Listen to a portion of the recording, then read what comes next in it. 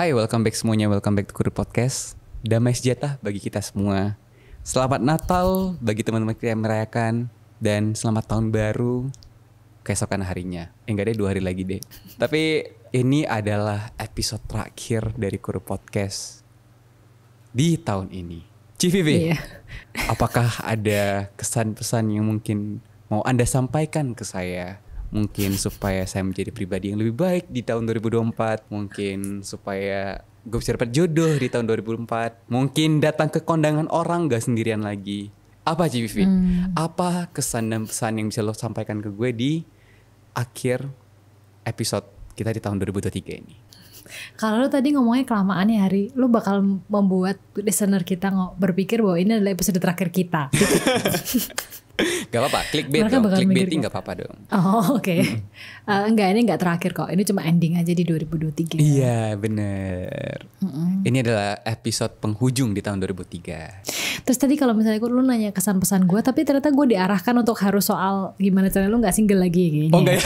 Gak boleh soal yang lain ya? Enggak sih. Oke lah, lebih ke kesan gimana experience lu bekerja dengan gue selama setahun kebelakangan ini. Dan harapan apa buat gue ke depannya gitu. Sebetulnya kalau gue boleh jujur ya Hari, gue tidak pernah expect akan gini. Gue expect ini akan berjalan lama dari awal kita mulai ya. Gue expect ini akan lama karena gue juga nantang lu kan. Gue expect sekian jauh gitu. Challengers. Terus, Terus, tapi gue nggak nyangka akan kita berdua akan jadi kayak gini gitu. Pasti akan become betternya tuh ke arah sini. Terus kayak berkembangnya kayak gini. Terus dan asal kalian tahu ya sebetulnya ini curhat lah ya, ini episode curhat aja. Jadi gue sama Hari itu meskipun di depannya kelihatan kayak bersemangat gitu ya, terus selalu have fun ketika podcast. 1 menit sebelum podcast itu belum tentu se-fun ketika take loh. Ya kan Hari? Benar. Tapi entah kenapa ketika ya udah kita mulai clap gitu ya. Itu tuh kayak ada energi yang beda aja gitu. Kayak kita selalu berusaha untuk memberikan yang terbaik untuk ya listener. Ini untuk, ya TMI ya. Karena kita seneng aja gitu. TMI ya. Civiv itu kalau ngobrol sama gue selain di podcast itu ngobrolnya gak kayak gini. Ini tuh terlalu baik gitu buat Civiv. Bayangin kalau di luar kamera dia tuh ngomongnya satir banget. Nusuk banget sumpah. Iya. Gue itu sebetulnya lama-lama menurut gue lama-kelamaan listener gue akan ngerti kayak ini anak tuh nih Cici kayaknya sebetulnya omongannya tuh pedes gitu sebenarnya. Dan memang iya. Kalau ngeliat chatnya anjir nusuk bos. Nusuk bos. I love satirical joke lah ya. Gue suka. Gue kalau ngomong tuh memang langsung to the point dan gak muter-muter gitu. Tapi karena Hari itu selalu meyakinkan gue bahwa tidak semua listenernya pertama siap, kedua ngerti. Jadi jangan-jangan ntar malah tersinggung gitu loh jadinya ya. Jadi tone akhirnya down. gue berusaha untuk membuat kalian tuh setidaknya ngerti gitu. Tapi ya balik lagi ya Hari. Kalau misalnya lo nanya sama gue kayak apa kesan gue terhadap 2023 kita kerja bareng ya. Actually I really admire your persistency ya. Kayak ini ya asal kalian tahu ya, nggak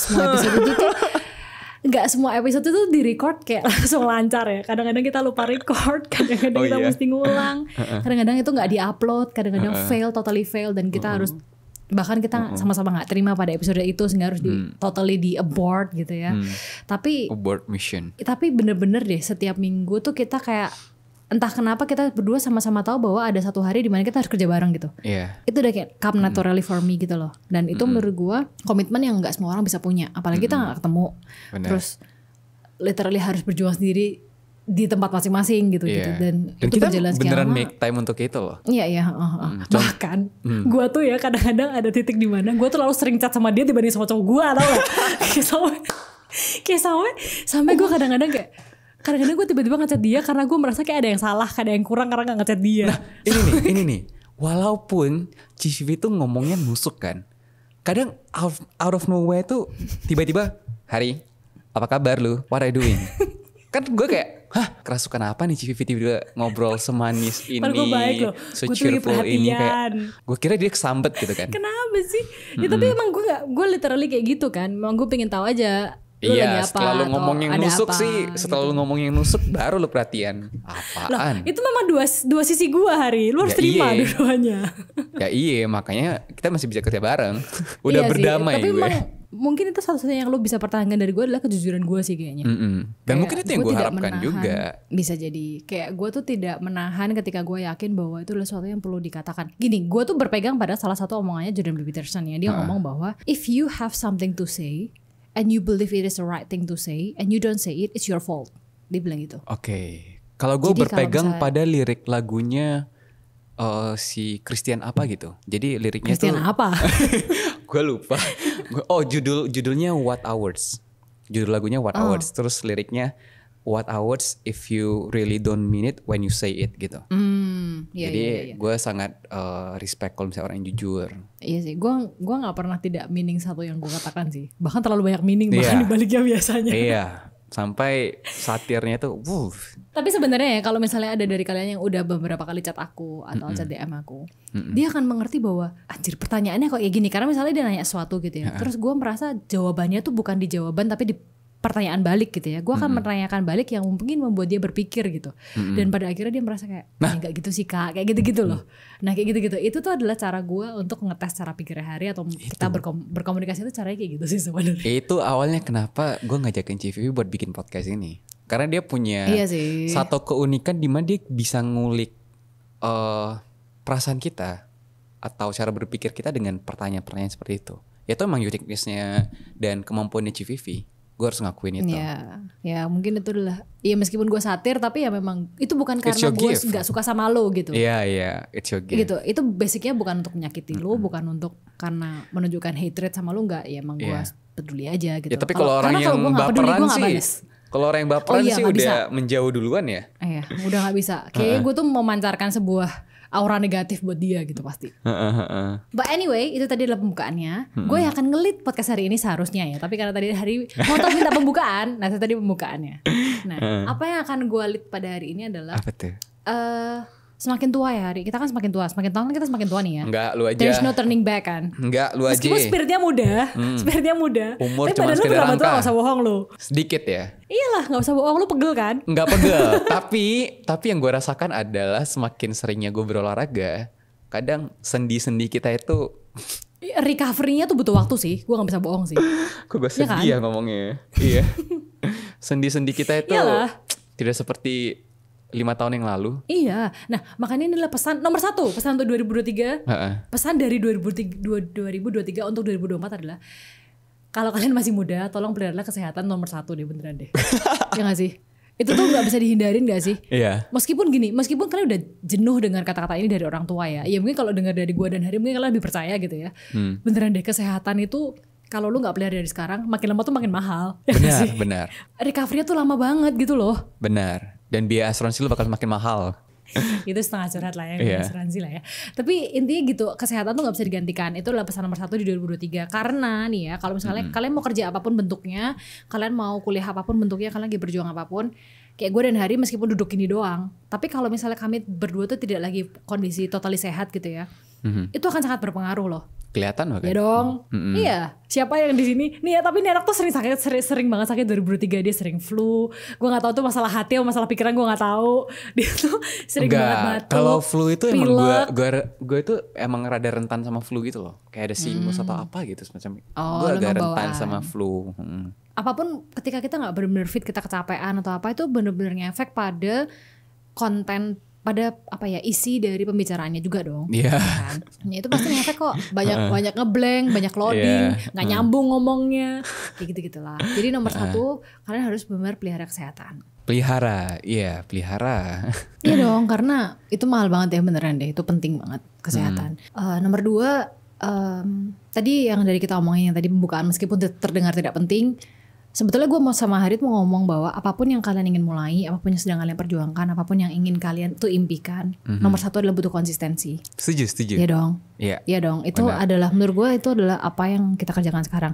Sebetulnya konsisten tuh bukan cuma benar-benar ngerjain doang repeatedly ya. Kalian tetap harus belajar gitu. Karena gue sama dia juga di setiap minggu itu pasti ada gesekan, friksi dan perdebatan yang membuat ya udah ini mau ke arah mana yang lebih baiknya. Gimana caranya buat ini memberikan customer experience yang lebih baik lagi. Buat kita juga, buat kita experience juga lebih baik lagi gitu. Jadinya, tapi intinya adalah percuma ngomongin itu semua kalau nggak ada eksekusinya. Percuma ngomongin itu semua kalau nggak diupload. Percuma ngomongin itu semua kalau nggak ya dilakuin gitu. Jadi apapun yang kalian mau lakuin, nomor 1 kalian mesti sehat dulu. Karena kalau kalian sehat baru kalian bisa ngerjain sesuatu. Nah kalau kalian ngerjain apapun, nomor 1 ya harus konsisten gitu. Benar. Oke, pertanyaannya kemudian konsistennya berapa lama Kak? Emang kemudian apakah ini pasti tercapai? Enggak. Tapi setidaknya kalau kalian tidak melakukan apapun udah pasti gak tercapai. Kita sering bahas itu kan. Kalau kalian pengen apapun ya kalau gak dilakuin gak tercapai. Easy. Isinya kayak gitu.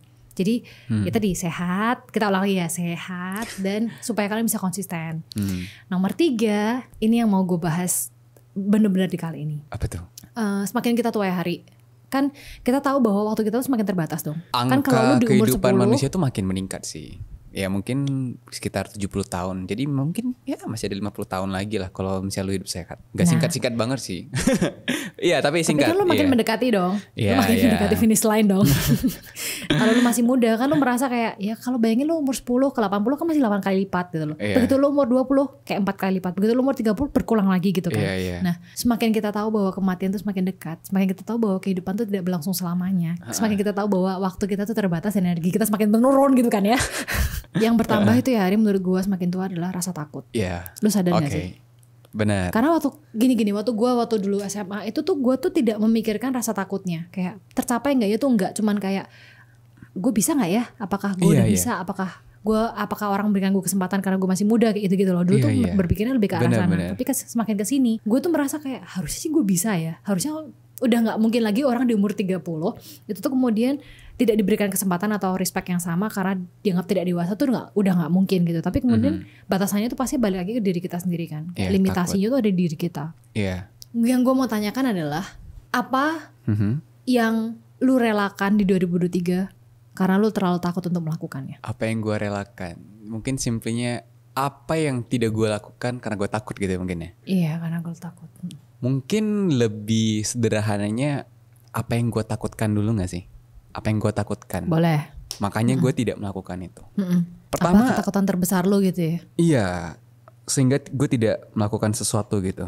Karena ketakutan ini ya jadi banyak hal yang tidak gue lakukan. Kayak misalnya sesimpel, oke lah kita bicarain ketakutannya dulu ya. Apa ketakutannya itu? Ketakutan yang membuat gue takut di tahun 2023 itu adalah takut untuk sukses. Lucu nggak? Wow, oke. Ketika ini literally gue nggak tahu ya, gue benar nggak tahu. Ketika orang-orang pengen mengejar kesuksesan, tapi banyak hal atau banyak orang nggak menyadari bahwasanya sebenarnya mereka tuh takut buat sukses. Oke. Banyak kan It's really nice to hear that. Oke, terus. Banyak kan dari kita yang pengen sukses, pengen punya banyak uang, pengen menjadi A, pengen menjadi B, pengen menjadi C. Tapi pada akhirnya itu cuma jadi omongan doang. Gak pernah dilakuin. Kenapa? Karena sebenarnya mereka itu takut kalau mereka itu tidak mencapai kesuksesan yang mereka impikan. Jadi karena rasa takut kalau mereka tidak mencapai kesuksesan itu, banyak orang tidak melakukan apa-apa daripada mereka menerima kenyataan pahit gitu, bahwasanya mereka itu gak akan sukses. Jadi banyak di antara kita itu yang takut sukses sebenarnya. Takut untuk berubah. Karena kan pada dasarnya perubahan itu apa ya, sangat menakutkan gitu kan. Jadi menyakitkan juga. Iya. Salah satu yang gue rasain rasa takut gue di tahun 2003 itu adalah ternyata gue tuh takut buat sukses. Takut untuk berubah. Takut kalau misalnya gue tidak mencapai sesuatu yang gue inginkan. Tapi ternyata seperti yang lu bilang tadi, kalau misalnya kita cuman pengen doang tapi gak kita lakukan, kita gak akan tahu bahwasanya itu akan tercapai atau enggak. Jadi mendingan kita kerjakan dulu. Jangan mikirkan apakah itu tercapai atau enggak, tapi lebih ke konsistensinya. Lakuin apa yang bisa kita lakukan. Apakah itu tercapai atau enggak, itu urusan belakangan. Jadi lu takut untuk sukses. Iya. Dan imbasnya itu banyak banget. Contoh paling sederhana, misalnya takut buat nembak cewek. Itu tuh sebenarnya bukan takut karena confess-nya, tapi gimana kalau misalnya kita ditolak? Jadi daripada tahu gue tuh ditolak, mending gue nggak confess dulu. Jadi maksud lu takut untuk sukses tuh lu takut lu takut menerima kenyataan bahwa bayangan lu akan sukses itu dihancurkan gitu. Benar. Jadi mendingan gue punya bayangan indah tentang kesuksesan gue daripada gue melihat kenyataan bahwasanya itu akan hancur kalau misalnya gue mencoba dan gagal. Itu hal yang menghambat gue di tahun 2023 dan itu imbasnya ke banyak hal. Salah satunya mungkin ya confessing lah salah satunya. Tapi banyak hal yang terjadi karena gue takut akan sukses itu. Lucu ya?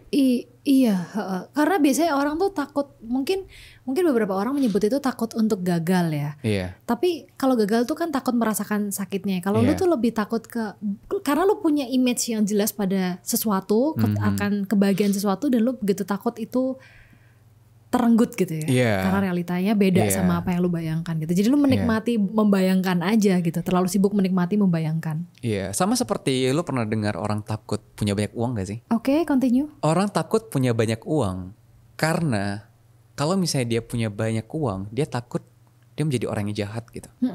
Gue takut gue berubah. Iya, takut identitasnya pada saat ini itu tidak sama dengan identitasnya nanti.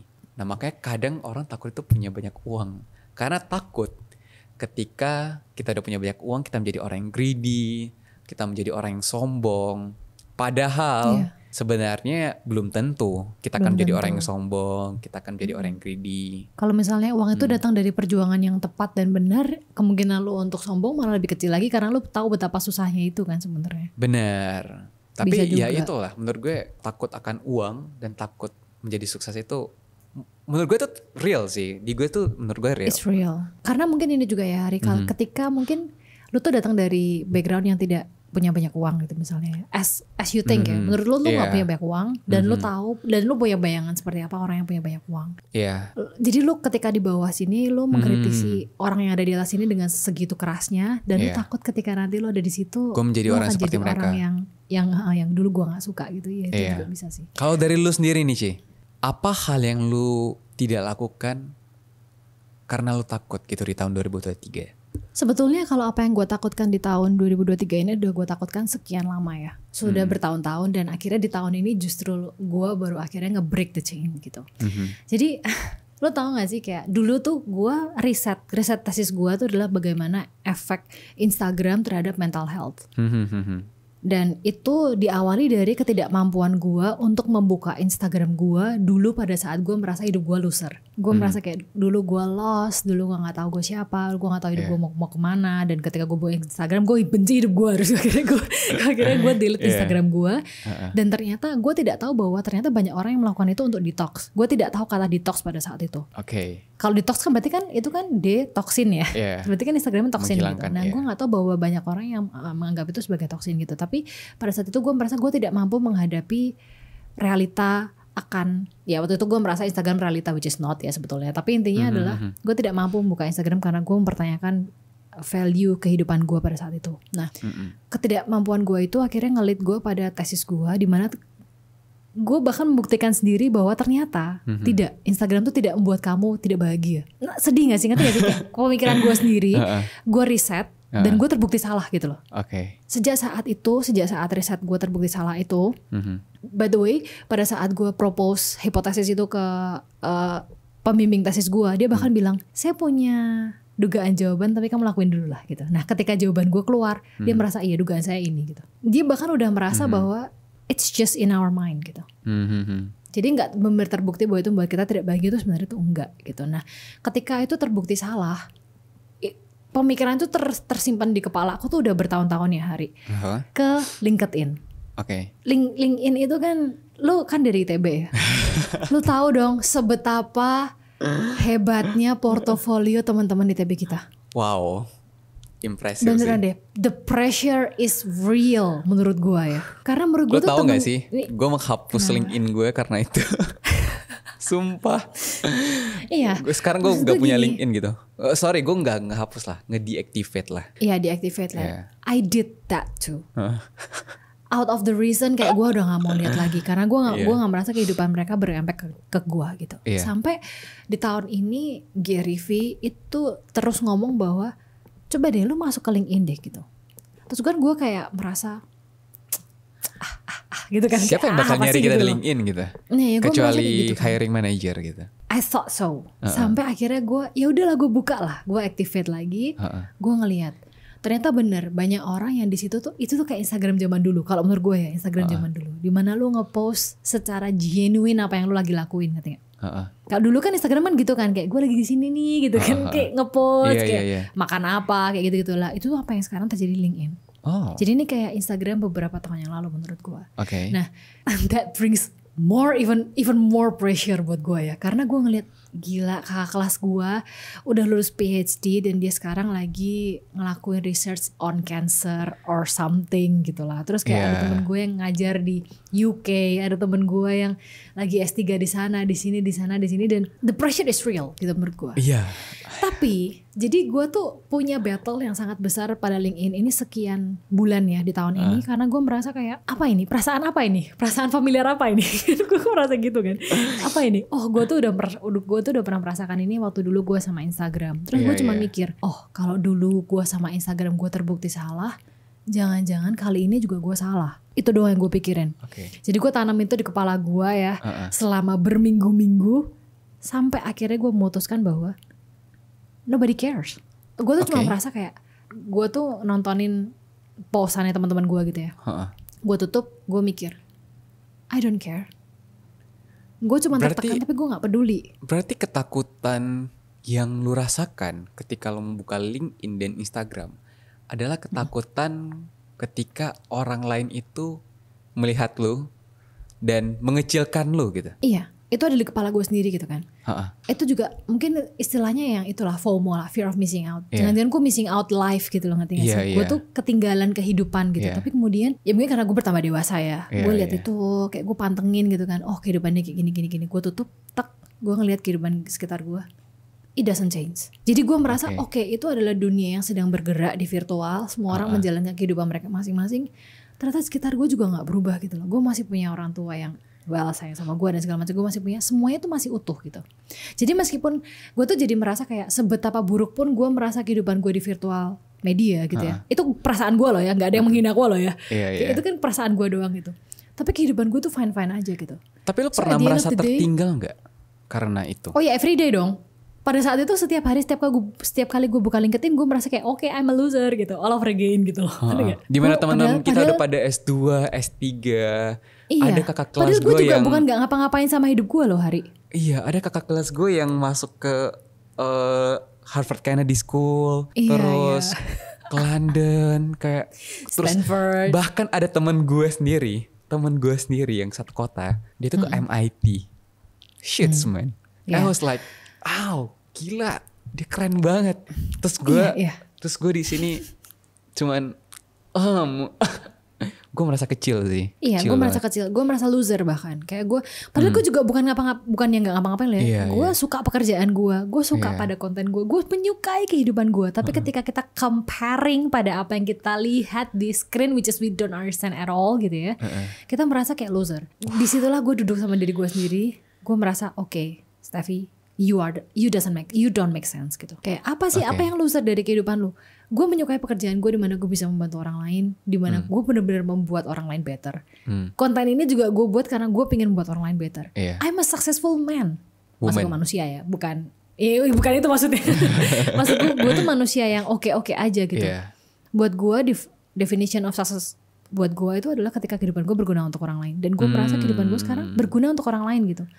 Why on the earth gitu ya, gue merasa gue gagal hanya karena gue menggunakan parameter orang lain untuk mengukur hidup gue gitu. Iya.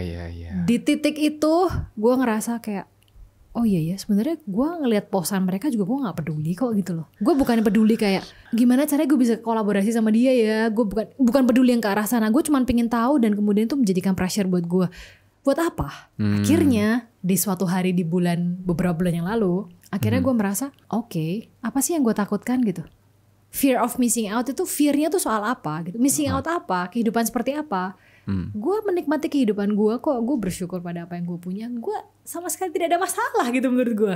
Ya ada, tapi maksudnya bukan as in like gak apa-apa. Gue tuh bukan yang merasa gak kayak dulu lagi gitu. Akhirnya terus gue memutuskan untuk gue butuh tempat untuk menulis. Berarti dan fear Instagram, of something-nya itu nothing dong? Nothing? Ya apa coba? Apa? Gue bukannya gak bisa makan. Gue punya tempat tinggal. Gue punya baju. Gue punya teman. Gue punya partner bikin konten. Gue punya pacar. Gue punya apa gitu loh? Enggak, gue gak punya. Apa gak ada? Enggak, gue gak Apakah punya. karena gue gak keterima di MIT? Iya. Gitu? Tapi kemudian pertanyaannya emang emang lu berusaha ke MIT? Enggak, bahkan gue nggak terpikir untuk masuk MIT, ngerti gak sih? Pengen enggak, doang. Pengen doang. Iya, pengen doang. Tapi kayak takut. lu tadi menikmati, membayangkan gitu. Iya. Tapi takut kalau misalnya kita udah coba kita gagal. Tapi gue nggak mau, Hari. Oh, oke. I literally don't want it gitu. Oke. Maksud gue nggak yang lagi apply terus lagi wawancara terus gue gagal, tuh enggak gitu.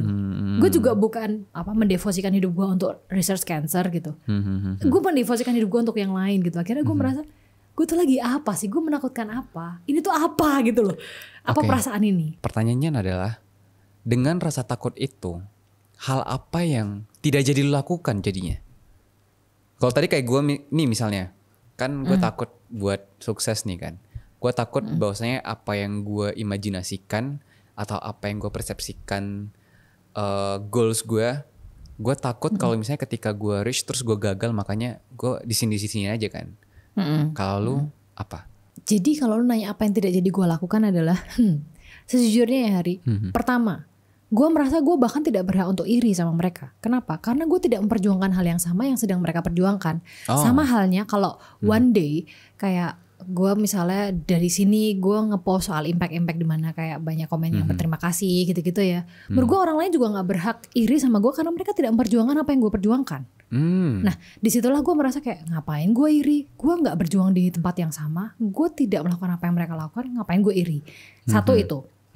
Itu adalah pemikiran gue di hari itu. Kedua, karena gue itu sering mengkritik Hari, you thought too much, you did nothing gitu kan. Nah karena gue tidak mau makan omongan gue sendiri, karena gue pengen terus satir sama Hari. Akhirnya di satu hari gue memutuskan gue gak peduli, gue ngepost tulisan gue. Karena sebelumnya kan gue ngepost tulisan gue kan punya banyak scrapbook tulisan ya, maksudnya kayak katalog tulisan gue kan banyak gitu. Tapi kan sebelumnya gue ngepost di Instagram dan sekarang gue merasa gue lagi malas ngedesain gitu. Itu kan harus desain gitu loh, dan gue nggak ada waktu. Nah LinkedIn itu adalah tempat dimana gue bisa nulis aja gitu. With nobody cares. Dan menurut gue awalnya gue merasa kayak sedih banget ya nggak ada yang respon, sedih banget nggak ada yang gitu. Tapi gue merasa this is the real freedom sih. Kayak awal-awal kita bikin konten itu memang kayak ya sedih sih nggak ada yang respon, kayak belum ada view apa segala macam. Tapi disitulah kita bener-bener mengasah kesalahan kita di mana. Iya, terus kemudian kayak lebih kreatif, lebih bener-bener brainstorming gimana cara ini lebih kreatif gitu, lebih bagus. Karena aku rasa memang ya numbers itu say something, tapi kan ada beban juga yang datang dari situ kan. Kayak misalnya kalau dari Corbusier gitu kan, kemungkinan dia untuk ruang dia untuk membuat kesalahan tuh kan jauh lebih kecil daripada kita gitu maksudnya. Nah di situ akhirnya aku merasa kayak aku tidak mau jadi Hari. Bentar, buat konteks ya. Jadi ya memang maksud gue Civiv itu nge-suggest gue untuk ayo dong, lo kan bikin konten di podcast kan, lo juga harus nunjukin diri lo tuh siapa sebenarnya. Mulai dari hal-hal kecil. Aktifkan Instagram lu, dia bilang kayak gitu. Problem is harus benar-benar ngerti dong. Iya, the problem is bukannya gue takut mau ngepost, tapi gue nggak tahu mau ngepost apa. Dan gue maksudnya gue pengen nge-planning lah kira-kira ini mau dipakai buat apa kan. Jadi supaya kedepannya kalau misalnya gue mau ngepost konten tuh gue tahu mau ngepost apa. Jadi nggak ngasal ngepost gitu loh. Awalnya gue kira gue itu harus ngepost segala sesuatu tentang podcast aja, tapi I think kan gue nggak harus ngepost tentang itu aja kan, bisa tentang banyak hal. Hidup tuh nggak mungkin monodimensi gitu loh. Iya, ya kan? Iya, gue kira itu doang, dan ternyata maksud Civi adalah lu think too much, mulai dari hal-hal kecil dulu aja, hal-hal tentang kehidupan lu, supaya orang tahu lu itu siapa, apa yang lu kerjakan, dan kalau misalnya gak ada orang peduli pun nggak apa-apa, itu ya bentuk apresiasi diri lu sendiri ke lu sendiri aja. Kayak portofolio lah, portofolio Instagram tuh kayak portofolio. Karena ini tuh bukan tentang orang lain lihat lu sebagai apa. Itu tuh nanti side effectnya lu nggak bisa kontrol. Tapi bagaimana lu melihat diri lu sendiri itu lebih penting. Benar. Ya, itulah maksud yang CVV. Gue push ke dia sebenarnya. Ya bentar, ya itulah. Sabar ya. Pasti segera. Pasti kok. Kalau dia udah ngomong gini pasti nanti dia bisa mikir. I've been thinking all this way gitu. I've been thinking, cuman belum eksekusi. I'm waiting. Oh iya. And she is patiently waiting. Thank you for that. Ya.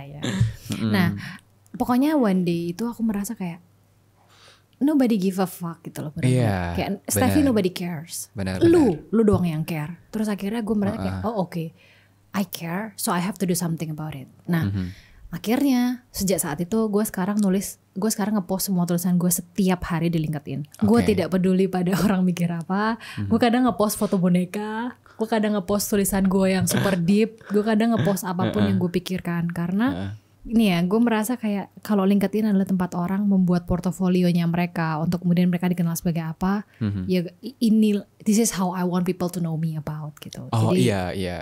Jadi kalau misalnya orang ngepost prestasinya dia atau dia menjadi pembicara di mana segala macam, gue lebih ke kayak I want you to know how I think gitu. Sehingga kalau misalnya suatu hari kita entah efeknya apa, misalnya kita kerja bareng dan segala macamnya atau misalnya jadi partner ataupun, akhirnya juga lo akhirnya harus ngerti karakter gue kayak gimana untuk kita bisa jalan bareng lama gitu akhirnya. Nah, akhirnya gue cuma ngepost dengan niatan seperti itu untuk merasa bahwa ini cuma platform gitu. Apapun yang lo lakukan di sini, it's totally yours gitu. Nah, apapun efeknya ya terserah lo gagal di platform ini, lo berhasil di platform ini, semua tergantung lo gitu. Bagaimana lo melihat kegagalan dan keberhasilan gitu. Jadi akhirnya itu yang gue pelajari di tahun 2023 di mana akhirnya gue melepaskan pressure itu ya Har. Dan apa yang kita post itu yang kayak lo bilang tadi, itu adalah bentuk apa yang pengen orang lain tahu tentang kita. Tapi at the end of the day, apa persepsi orang lain tentang kita kan it doesn't matter gitu. It doesn't matter. Jadi nggak pernah benar-benar berefek gitu sebetulnya. Bener, kita ngepost sesuatu ataupun mengerjakan sesuatu ya karena kita pengen orang lain itu melihat kita itu seperti apa. Yes. Tapi pada akhirnya kalau misalnya orang lain berpersepsi tentang hal lain, ya it doesn't matter gitu. Who gives a fuck gitu. Karena gini. Lu sadar gak sih Hari, apa penyebab terbesar kita merasa takut sebenarnya? Apa tuh? Fear of the unknown. Fear of the menurut unknown. Gue ya.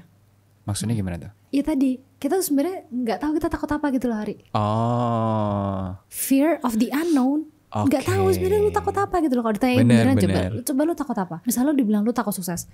Emang lu sukses? Belum. Ya nggak tahu kan gitu loh, ngerti gak sih? Fear of the unknown itu ya? Unknown. Iya, fear of the unknown. Itu membuat kita paling takut karena ya kayak lu tadi bilang, karena kita berusaha mengkontrol yang kita nggak bisa kontrol. Bener. Mengontrol masa depan tuh kan gila banget ya. Iya bener. Jadi menurut lu nih Ci, dengan ketakutan kita yang ada di tahun 2023 ini, menurut lu apa yang bisa kita lakukan dengan fear ini supaya di 2024 kita bisa menjadi orang yang lebih baik? Kalau misalnya balik lagi ya, kita tuh paling takut pada apa yang kita tidak tahu. Jadi itulah kenapa ya kita nggak tahu takut apa akhirnya. Makanya ujung-ujungnya takut doang terus nggak kemana-mana kayak tadi lu bilang. Ujung-ujungnya kalau kalian nggak kemana-mana ya udah jelas nggak jadi apa-apa gitu kan.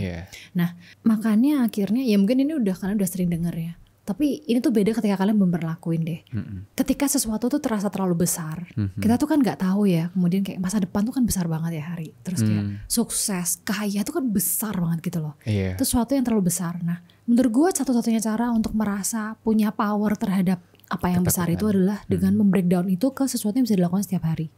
Udah itu doang Hari kuncinya. Kayak tadi lu bilang konsisten, lakuin setiap hari. Karena ya kalau kalian benar-benar mau mengakui sebagai manusia ya, yang kita punya tuh ya cuman yang kita punya sekarang gitu loh. Hari inilah setidaknya, hari ini. Besok aja belum tentu datang. Hidup apa nggak tahu gitu kan. Kita bisa planning betul, tapi yang benar-benar bisa kita kendalikan tuh kan apa yang kita lakukan hari ini gitu. Jadi gue tuh ya di titik ini, gue ngerti kenapa entrepreneur, gue ngerti kenapa para pebisnis itu bisa gila kerja banget, bisa kayak nggak bisa berhenti kerja. Karena menurut gue ya Hari, itulah satu-satunya cara untuk mereka merasa punya kontrol terhadap apa yang mereka inginkan, ngerti gak sih? Mereka menginginkan suatu bisnis yang gede banget gitu misalnya. Nih ya, Hari itu kan sipil, lu kan teknik sipil, lu kan tahu dong untuk ngebangun misalnya 20, lu pengen punya gedung 25 lantai misalnya. Lu tahu dong proses membangunnya kayak apa. Yang paling lama tuh kan membangun fondasi yang orang nggak lihat dong. Benar. Ya kan. Membangun fondasi itu lama banget katanya. Benar. Itu jauh lebih lama daripada ngebangun ke atasnya, gue dengernya. Dan itu jauh lebih penting. Nah, itu yang harus nggak boleh salah. Sama sekali nggak boleh salah. Kayak gitu-gitu, hitungannya lebih rumit dan segala macamnya. Nah, makanya kenapa gue ngambil TA fondasi ya pada saat itu ya? Gue malah menyesal. Kenapa salah sih aja gue ngasih? Karena susah banget, buset. Gue hampir gak lulus. Menurut gue lu ngambil itu karena lu tahu itu challenging gitu, dan itu yang paling penting menurut gue. Dan itu bener itu yang paling penting. Dan lu juga tahu itu kan. Oke. Ya kan? Makanya untuk membangun fondasi itu butuh waktu yang there is no overnight success. Yeah, lu harus kerja selama sekian lama, orang nggak tahu lu kerja, dan lu harus kerjain itu setiap hari. Dan hanya dengan lu ngerjain itulah lu bisa merasa kayak lu tetap takut, tapi lu merasa ya udah, lu terlalu sibuk mengerjakan untuk takut gitu, ngerti gak sih? Ya itu ya kalau misalnya lu pengen 25 lantai, lu harus sibuk nyemen gak sih gitu loh. Yeah. Or at least kita tahu kita one step closer to sesuatu yang kita inginkan gitu. Yes. Perkara apakah kita akan mencapainya nanti atau enggak, ya kita nggak akan pernah tahu. Nggak tahu, tapi kalau nggak dibangun ya nggak jadi. Benar. Menurut gue itu adalah sebuah keberuntungan gitu kalau misalnya kita bisa mencapai apa yang kita inginkan. Menurut gue, untuk menghindari ketakutan kalian yang sekarang yang nggak ngapa-ngapain, kalian menurutku harus lebih takut gimana kalau momen itu datang dan gue nggak siap. Nah, ketakutan itu yang membuat lu akan mempersiapkan diri, ngerti gak sih? Benar.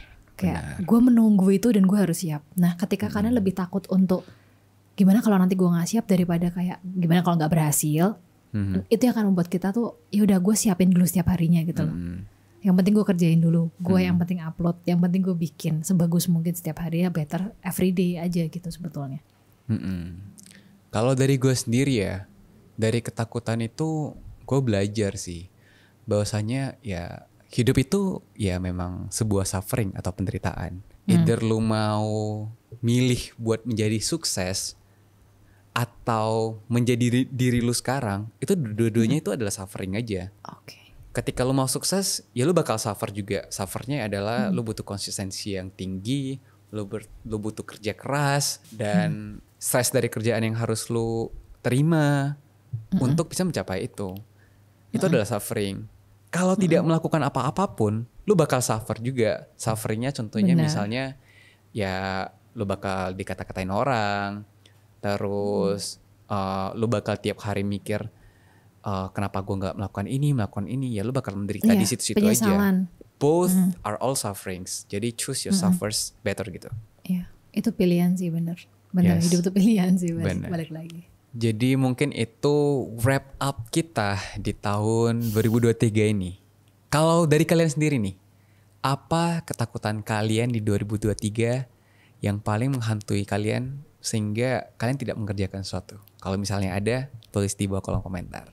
Jadi mungkin itu aja buat juga, tunggu. Dan juga kalau misalnya kalian udah dengerin kita udah cukup lama, perubahan apa yang kami bawa gitu. Dari kalian dengerin gitu, misalnya kayak sebelumnya gini, terus kemudian perubahan pemikiran apa yang kemudian berubah pelan-pelan dan itu membawa kalian ke tempat yang berbeda. Tell us the story. Yes, write the comment below. Jadi mungkin itu aja buat episode hari ini. Sampai jumpa lagi di episode di tahun 2024. Until next time, bye-bye. Bye-bye.